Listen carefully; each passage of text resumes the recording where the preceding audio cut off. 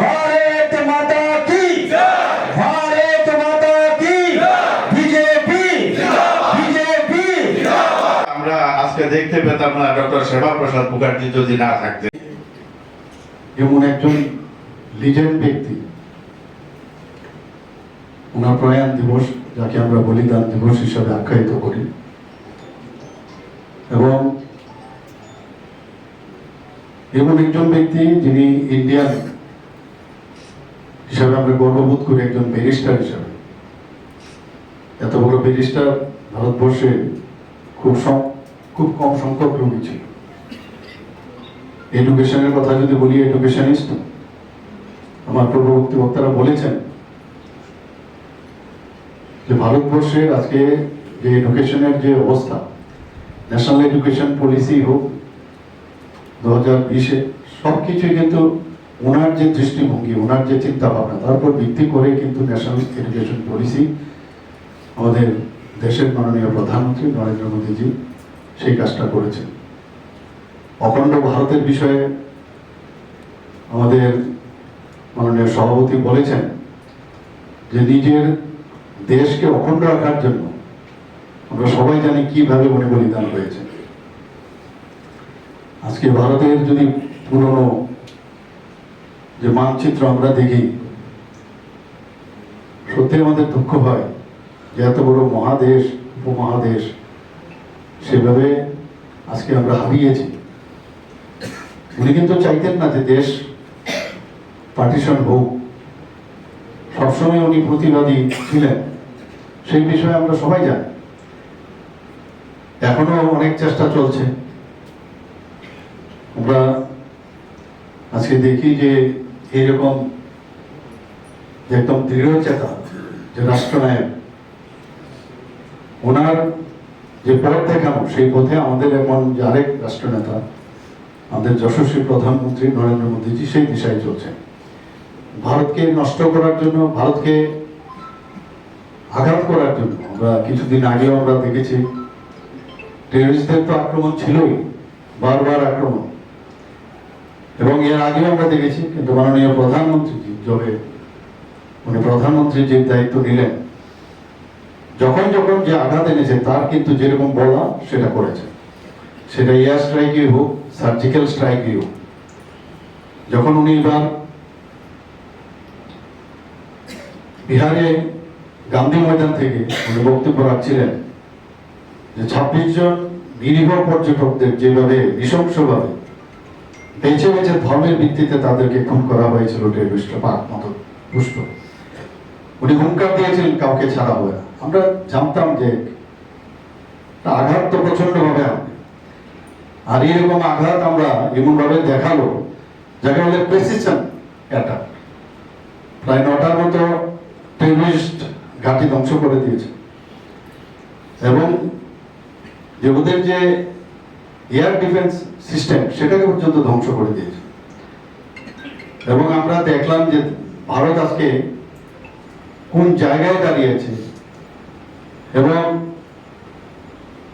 সেই অনুপ্রেরণা আমাদের এই ধরনের লিজেন্ড ব্যক্তি ডক্টর শ্যামা প্রসাদ মুখার্জির মতো ব্যক্তি আজকে আমাদের ভারতীয় জনতা পার্টির পূর্বসূরি, জনসংঘের যে প্রতিষ্ঠাতা, উনি সেই কাজটা করেছেন। উনি দেখিয়ে দিয়েছেন যেটা রাজীববাবু বলেছেন, অন্যায়ের প্রথমে প্রতিবাদ করো, প্রয়োজনে প্রতিরোধ করো, আর প্রতিরোধে যদি কাজ না হয় তাহলে প্রতিশোধ নাও।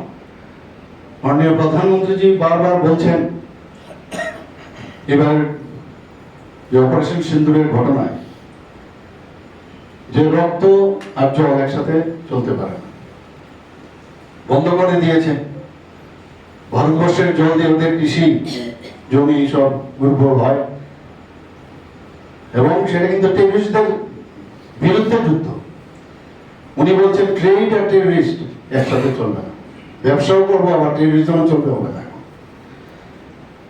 অ্যাটমিক বোমা দিয়ে অনেক সময় অনেক ধরনের ভয় ভীতি দেখানো হতো। তো এই ধরনের যে ব্ল্যাকমেইল, সেই ব্ল্যাকমেইল থেকেও উনি হুঁশিয়ারি দিয়েছেন এই ব্ল্যাকমেলের কাজ হবে না। শুধু তাই নয়, উনি এটাও বলেছেন যে আগামী দিনে যদি টেররিস্টরা আবার আঘাত হানে, তাহলে কিন্তু আমরা এটা দেখবো না যে শুধু terrorist as a whole Pakistan এই কাজটা করেছে, সেটা আমরা ধরবো, কাউকে সেপারেট করে আমরা দেখবো না। আমাদের লিডার যদি এরকম স্ট্রং মেন্টালিটির হয়, দেশের প্রতিটি মানুষ নিজেকে বোধ করে যে আমরা এমন একজন মানে যার হাতে আমরা এই দেশটাকে সমর্পণ করেছি, আমরা নিশ্চিন্তে ঘুমোতে পারি, নিশ্চিন্তে থাকতে পারি। Whatever decision he will take, it will take for the sake of Bharat, for the sake of all the people of Bharat. এই যে বিষয়ে কত নিশ্চিন্ত আমরা থাকি, এগুলো তো আগে আমরা দেখতাম না। 2014 আগে এমন একটা অবস্থা হয়েছিল, ভাবুন তো, মানে পার্লামেন্টে আঘাত, মুম্বাইয়ে অ্যাটাক, নর্থ ইস্টার্ন জোনের অ্যাটাক, কোথাও কোনো জায়গায় আমরা দেখি না তার প্রত্যুত্তর দিতে। সেই জায়গায় যখন একটার পর একটা আঘাত করলো, তারপরে মানুষ এইবার তো একদম ফিনিশিং টাচ দিয়েছে। এবং এবার সবচেয়ে আমাদের খুশির বিষয় যে ইন্ডিজিনাস যে আমাদের যে 3 সেনাবাহিনীর জন্য যেসব অস্ত্র তৈরি করা, আমাদের দেশীয় যে অস্ত্র, তার মাধ্যমে এবার যে শোয়ের আমি বলবো যে দেখিয়েছে দেশকে রক্ষার খাতে। এবং বিদেশ থেকে এখন ভারতে অস্ত্র কেনার জন্য এখন সবাই লাইন লেগেছে আমি বলতে পারি।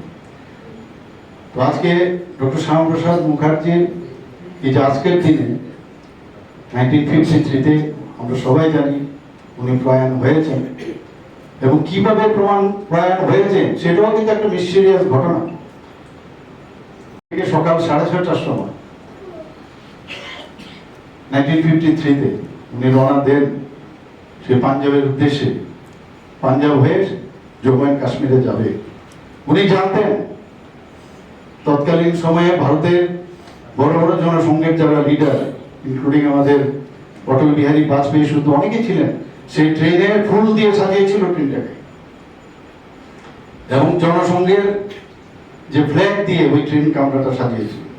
আপনারা ভাবুন, উনি জানতেন যে উনি যদি সেখানে যান, ওনার যে সমর্পণ, নিজের প্রাণের ভীষণ সমর্পণ করার জন্য উনি যাচ্ছেন।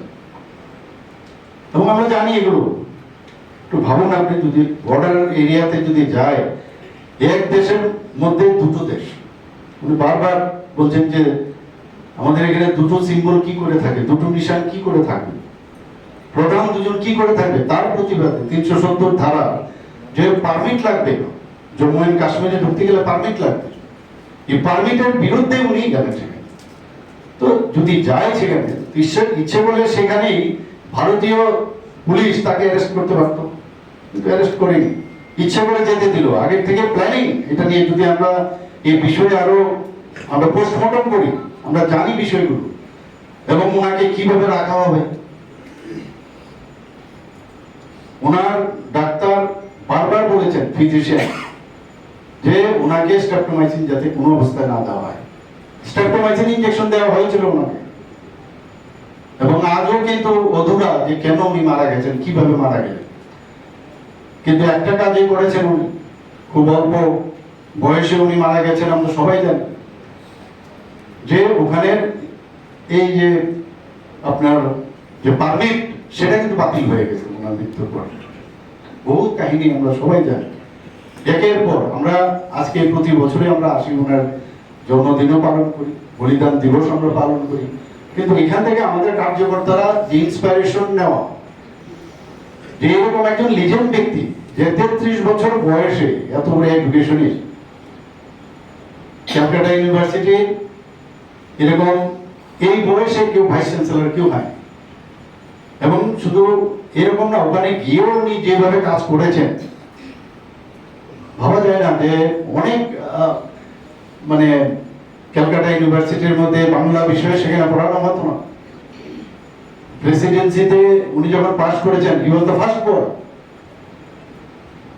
লতে ফার্স্ট বয়, সব জায়গায় স্নাতকোত্তরে বাংলা উনি বাংলাতে উনি পাশ করেন, সেখানেও ওনার রেজাল্ট দেখার মতো। এরকম একজন ব্যক্তি যদি অল্প বয়সে মারা যায়, উনি যদি না মারা যেত আজকে, তাহলে এই দেশের চিন্তা ভাবনা কোন দিকে যেত একটু ভাবতে হবে আমাদের। এবং যেটা রাজীব বাবু বলেছেন যে আমাদের দেশ স্বাধীন হওয়ার পর প্রথম যদি কোনো ব্যক্তি মানে বলিদান হয়ে থাকে ডক্টর শ্যামাপ্রসাদ মুখার্জি। ওনাকে দেখে আমাদের পণ্ডিত দীনদয়াল জিও ওনাকে রাইট হ্যান্ড বলা যায়, উনিও আমাদের সভাপতি হয়েছিলেন জনসংঘের। এবং ওনাকে দেখে এত বড় একজন এডুকেশনিস্টের সাথে থেকে ওনার মধ্যে inspired, he was also very good student. সেই জায়গায় দাঁড়িয়ে উনি আজকে বলছেন যে আমাদের দেশ কোন দিকে যাবে। আমরা রাজনীতি করলে হবে না, দেশকে এমন এক জিনিস এমন এক তৈরি করে দিতে হবে যাতে নেক্সট জেনারেশন আরেকটু সামনের দিকে এগিয়ে যেতে পারে। আজকে ইন্টিগ্রাল যে হিউম্যানিজম সেটা উনি দেখে গেছেন।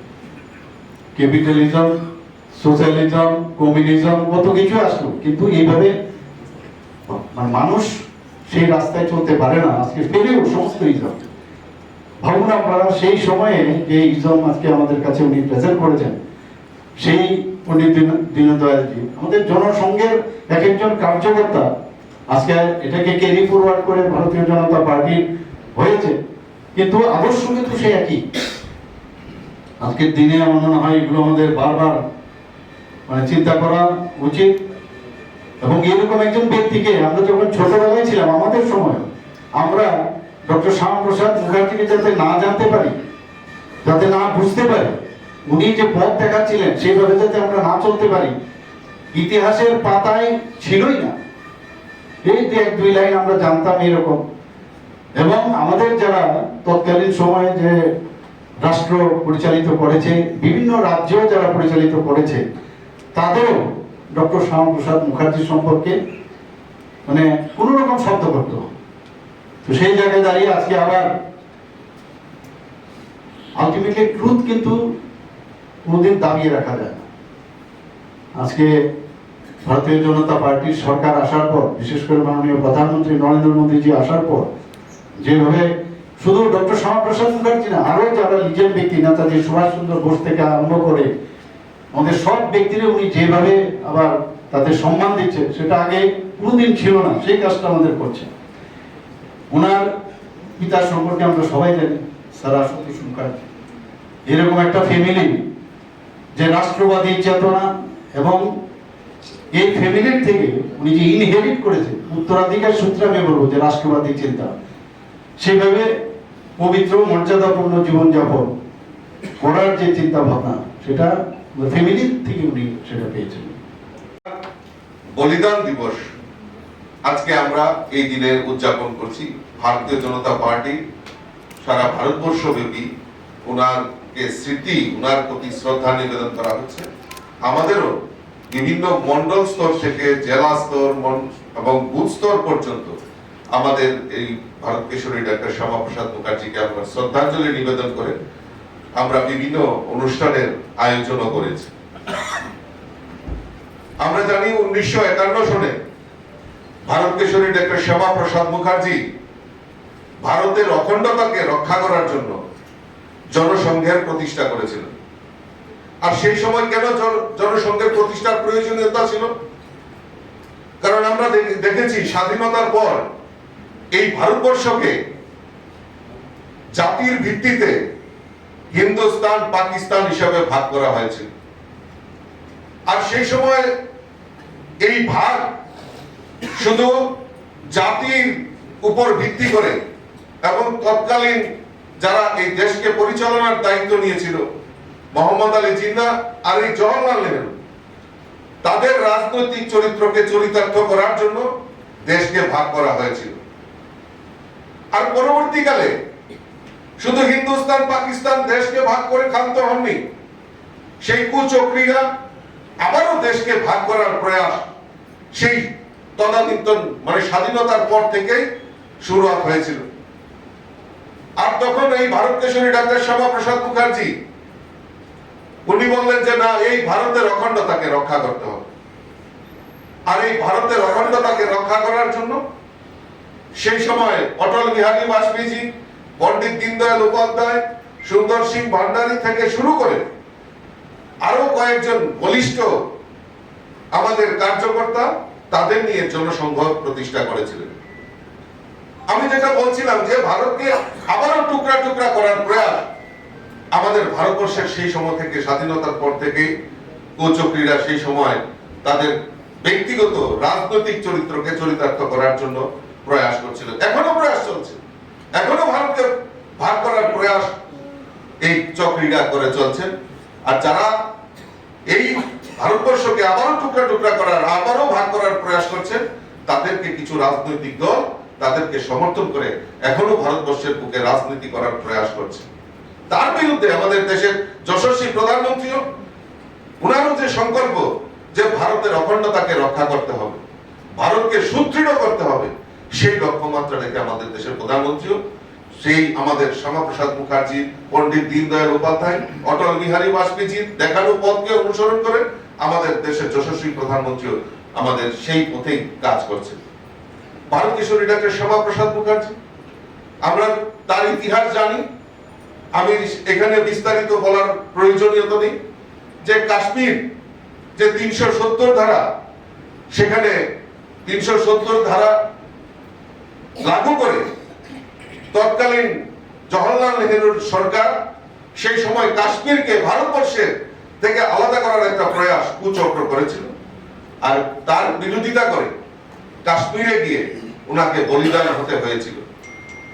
আর সেই সময় এই আমাদের সরকার, আমাদের দেশের যশস্বী প্রধানমন্ত্রী নরেন্দ্র মোদীজি এই শ্যামাপ্রসাদ মুখার্জির বলিদান বৃথা হতে দেয়নি। আমরা দেখেছি আমাদের এই কাশ্মীর যেটা 370 ধারা ছিল, ভারতকে ভারতের ভূখণ্ড থেকে আলাদা করার প্রয়াস করেছিল, আমাদের দেশের যশস্বী প্রধানমন্ত্রীর নেতৃত্বে সেই 370 ধারা বাতিল করে ভারতের, এবং শুধু তাই নয়, সেখানকার মান, আর্থিক উন্নয়ন থেকে শুরু করে, রাস্তাঘাট থেকে শুরু করে সমস্ত কিছুর ক্ষেত্রে আমাদের সরকার সেখানে অগ্রণী ভূমিকা পালন করেছে। আমরা দেখেছি এই ভারতের অখণ্ডতাকে রক্ষা করার জন্য যে এখনো প্রয়াস করা হচ্ছে, বিভিন্ন জায়গায় মাওবাদী নাম দিয়ে, বিভিন্ন জায়গায় সন্ত্রাসবাদী নাম দিয়ে এই ভারতের ভূখণ্ডকে আলাদাভাবে ভাগ করার প্রয়াস এখনো তা বিদ্যমান রয়েছে। কিন্তু আমরা জানি যে আমাদের দেশের যশস্বী প্রধানমন্ত্রী নরেন্দ্র মোদীজির যে সংকল্প এই ভারতের অখণ্ডতাকে রক্ষা করা, তার জন্য এই মাওবাদী হোক আর নকশালবাদী হোক আর আমাদের সন্ত্রাসবাদী হোক, তাদের উপযুক্ত জবাব যদি দিতে পারে আমাদের দেশের যশস্বী প্রধানমন্ত্রী নরেন্দ্র মোদীজি, ওই দেখানো পথ ভারত কিশোরী ডাক্তার শ্যামাপ্রসাদ মুখার্জির এই অখণ্ড ভারত, এই অখণ্ড ভারতের স্বপ্নকে বাস্তবায়ন করার দিকে আমাদের দেশের প্রধানমন্ত্রী নরেন্দ্র মোদীজি কাজ করছেন। আমরা যদি দেখি ওনার ছায়া সঙ্গী হিসাবে যে আমাদের পণ্ডিত দীনদয়ালজি, যিনি আমাদেরকে আমাদের যে ভারতীয় জনতা পার্টির যে মূল দর্শন যে একাত্মক মানববাদ, এই একাত্মক মানববাদের রচনা করেছিলেন আমাদের সেই পণ্ডিত দীনদয়াল উপাধ্যায়। তাদেরও স্বপ্ন যে আমাদের এই অখণ্ড ভারত চাই, এই অখণ্ড ভারতের জন্য আমাদের সকলের ঐক্যবদ্ধ হয়ে কাজ করতে হবে। তাই আমরা যদি দেখি মাননীয় দেশের প্রধানমন্ত্রী নরেন্দ্র মোদীজি 11 বছর সময়কাল আমরা বিভিন্ন কর্মসূচির মাধ্যমে সাধারণ মানুষ থেকে শুরু করে সকল অংশের মানুষের কাছে আমরা এই 11 বছরে মোদীজির কার্যকাল আমরা সকলের কাছে পৌঁছে দিচ্ছি। এবং এই 11 বছরে যে এই ভারত কিশোরী ডাক্তার শ্যামাপ্রসাদ মুখার্জি হোক আর পণ্ডিত দীনদয়াল উপাধ্যায় হোক, তাদের দেখানো পথকে অনুসরণ করা হচ্ছে। ভারতীয় জনতা পার্টির যে মূল আদর্শ যে আমরা শুধু ক্ষমতার জন্য রাজনীতি নয়, আমরা চাই এই সমাজ ব্যবস্থাটাকে পরিবর্তন করা, এই সমাজের জন্য কাজ করা, এই রাষ্ট্রের জন্য কাজ করা, এই রাজ্যের জন্য কাজ করা। তাই আমাদের স্লোগান হয়ে থাকে সবকা সাথ, সবকা বিকাশ, সবকা বিশ্বাস নিয়ে আমাদের সরকার পরিচালিত হচ্ছে। তাই আমাদের এই রাজ্যেও সরকার প্রতিষ্ঠার পর থেকে একের পর এক যুগান্তকারী সিদ্ধান্ত এবং সমাজের প্রত্যেকটা অংশের মানুষের জন্য, চাহে গরিব হোক, চাহে আমাদের শ্রমিক হোক, মহিলা হোক, যুবক হোক, সরকারি কর্মচারী হোক, সকলের জন্য আমাদের সরকার কিছু না কিছু পরিকল্পনার মাধ্যমে আমাদের এই ত্রিপুরা রাজ্যকেও এক ত্রিপুরা শ্রেষ্ঠ ত্রিপুরা নির্মাণের লক্ষ্যে আমাদের সরকার কাজ করছে। আমি যদি স্কিমগুলি নিয়ে আলোচনা করি তাহলে অনেক সময় লেগে যাবে। আমি শুধু এইটুকু বলবো যে আমাদের এই রাজ্য বহুবার এই রাজ্যকে অশান্তির বাতাবরণ তৈরি করার চেষ্টা আমাদের এই রাজ্যে হয়েছে। বর্তমানে আমাদের সরকার যে প্রায়োরিটি দিয়েছেন সেটা হলো ল এন্ড অর্ডার, মানুষের আত্মসম্মান ফিরিয়ে দেওয়া, মানুষের সুরক্ষা, সেই লক্ষ্যমাত্রা রেখে আমাদের সরকার কাজ করছে। আমি বলবো এই প্রচার প্রসারের মাধ্যমে আমরা মানুষের কাছে পৌঁছে দেব এবং আমাদের সংগঠনের মূল লক্ষ্য হলো আমাদের মানুষের জন্য কাজ করা, সমাজের জন্য কাজ করা, রাজ্যের জন্য কাজ করা, রাষ্ট্রের জন্য কাজ করা। ব্যক্তি বড় জিনিস নয়, বড় জিনিস হলো আমাদের কাছে সংগঠন। এই সংগঠনকে শক্তিশালী করতে হবে এবং মানুষের জন্য আরো বেশি করে কাজ করতে হবে। আজকের এই পবিত্র দিনে আমাদের সকলের সংকল্প নিতে হবে। আমি আমার আলোচনা বেশি দীর্ঘায়িত করছি না, কারণ আপনারা সমস্ত বুথ থেকে আপনারা কর্মসূচিতে অংশগ্রহণ করে আমাদের এই সভাতে এসেছেন। তার পরবর্তীতেও অনেকের অনেক কর্মসূচি রয়েছে। তো কাজেই আমি আপনাদের কাছে আবারও আহ্বান করব যে আসুন আজকে আমরা সংকল্প করি এই পবিত্র দিনে যে আমাদের ভারতীয় জনতা পার্টির সংগঠনকে শক্তিশালী করা এবং যারা আমাদের এই সংগঠনকে বিনষ্ট করার প্রয়াস করবে তাদেরকে যাতে আমরা উচিত শিক্ষা দিতে পারি এবং আমাদের রাজ্যের সমস্ত কিছুতে যারা বিঘ্নিত এবং এই রাজ্যকে একটা নিমজ্জিত জায়গায় নিয়ে যাওয়ার চেষ্টা করবেন তাদের সে যেই হোক না কেন তাদেরকে আমরা রেহাই করব না। কারণ শ্যামাপ্রসাদ মুখার্জি বলেছিলেন যে আমাদের প্রতিবাদ, আমার অন্যায়ের বিরুদ্ধে প্রতিবাদ করতে হবে, প্রতিশোধ নিতে হবে। তো সেই সংকল্প নিয়ে আমাদের সকলের মিলে কাজ করতে হবে। আজকের এই পবিত্র দিনে আমি আমার ভারত কেশরী ডাক্তার শ্যামাপ্রসাদ মুখার্জির প্রতি শ্রদ্ধা নিবেদন করে আমার আলোচনা এখানে শেষ করছি। নমস্কার, জয় হিন্দ, ভারত মাতা কি জয়। শ্যামাপ্রসাদ মুখার্জি অমর রহে।